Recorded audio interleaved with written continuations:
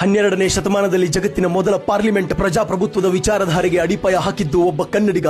ಆ ಕ್ರಾಂತಿಯೋಗಿಯ ಹೆಸರು ಜಗಜ್ಯೋತಿ ಬಸವೇಶ್ವರ. ಆ ವಿಶ್ವಗುರುವಿನ ಕಿರು ಪರಿಚಯ ಕೊಡಕ್ಕೆ ಪ್ರಯತ್ನ ಪಡ್ತೀನಿ, ದಯವಿಟ್ಟು ನೋಡಿ. 1934ರಲ್ಲಿ ಇಂದಿನ ವಿಜಯಪುರ ಜಿಲ್ಲೆಯ ಬಾಗೇವಾಡಿಯಲ್ಲಿ ಮಾದರಸ ಮತ್ತು ಮಾದಲಾಂಬಿಕೆ ಎಂಬ ಪುಣ್ಯ ದಂಪತಿಗಳ ಮಗನಾಗಿ ಹುಟ್ಟಿದ ಪುಣ್ಯ ಫಲವೇ ಬಸವೇಶ್ವರರು. ಕೇವಲ 8ನೇ ವಯಸ್ಸಿನಲ್ಲಿ ಗಂಡು ಹೆಣ್ಣು ಸಮಾನರಲ್ಲ ಅನ್ನೋ ಸಂಪ್ರದಾಯದ ವಿರುದ್ಧ ಸಿಡಿದು ನಿಂತ ಧೀರ ಜಗಜ್ಯೋತಿ ಬಸವಣ್ಣ.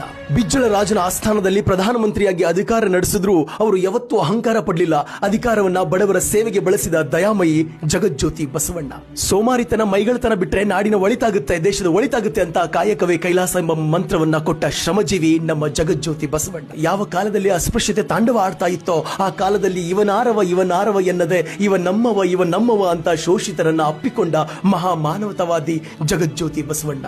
ಜಗತ್ತಿನ ಮೊದಲ ಸಂಸತ್ತು ಪಾರ್ಲಿಮೆಂಟ್ ಅನುಭವ ಮಂಟಪವನ್ನ ಕಟ್ಟಿದವರು ಇವರೇ.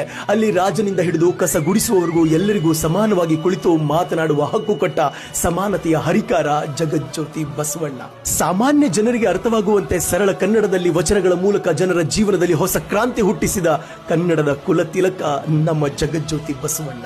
ಇವತ್ತು ನಾವು ಪ್ರಜಾಪ್ರಭುತ್ವದ ಬಗ್ಗೆ ಮಾತಾಡ್ತೀವಿ, ಆದ್ರೆ 800 ವರ್ಷಗಳ ಹಿಂದೆನೆ ಸಮಾನತೆ ಮತ್ತು ಸ್ವತಂತ್ರದ ಅಡಿಪಾಯ ಹಾಕಿದವರು ನಮ್ಮ ಕನ್ನಡಿಗರು, ಅದು ನಮ್ಮ ಬಸವೇಶ್ವರರು. ಇದು ಈ ಪುಣ್ಯಭೂಮಿಯ ಶ್ರೇಷ್ಠತೆ, ಇದು ಈ ನಾಡಿನ ಈ ಚರಿತ್ರೆಯ ಭವ್ಯತೆ. ಈ ಮಾಹಿತಿಯನ್ನು ಪ್ರತಿಯೊಬ್ಬ ಕನ್ನಡಿಗರು ತಲುಪಿಸಿ ಖುಷಿಯಾಗಿರಿ. ಮತ್ತೆ ಸಿಗೋಣ. ಜೈ ಹಿಂದ್, ಜೈ ಭಾರತ, ಜೈ ಕರ್ನಾಟಕ.